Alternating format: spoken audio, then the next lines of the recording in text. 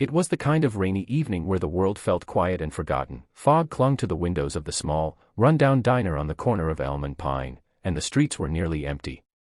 Inside, 28-year-old Marcus Bennett, a black waiter who had worked at the Sunshine Diner for nearly a decade, wiped down the counter while humming softly to himself.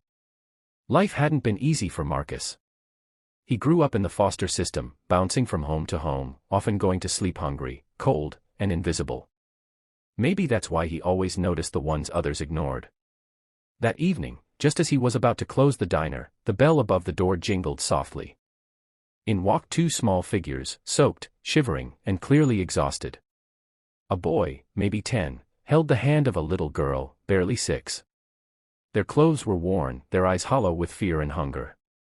They looked like the ghosts of Marcus's past. Without a word, the boy walked up to the counter and whispered, "Sir, we're not here to steal. We just want to sit. My sister's cold." His voice trembled, but his eyes held pride. Marcus's heart clenched. He remembered being that boy, trying to stay strong for someone smaller.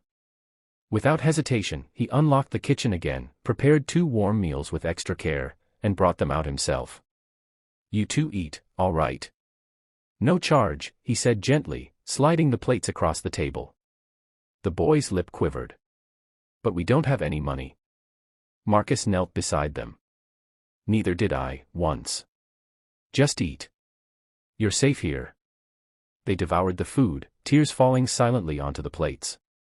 Before leaving, the boy whispered his name, Jaden, and promised, "One day, sir. I'll repay you. I swear." Then they disappeared into the night, like a memory Marcus would never forget. 22 years passed. Marcus never saw them again. Life remained modest for him.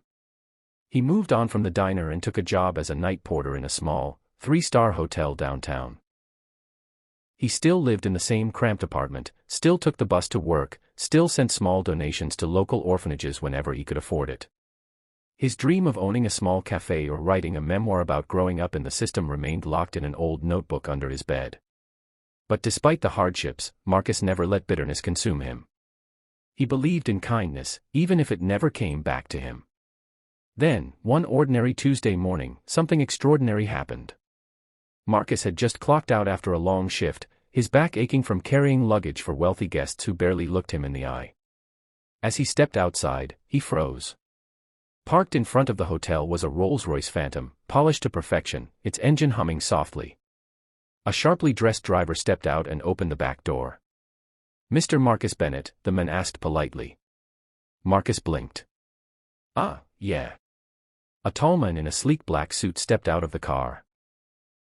He was in his early 30s, confident, with kind eyes and a familiar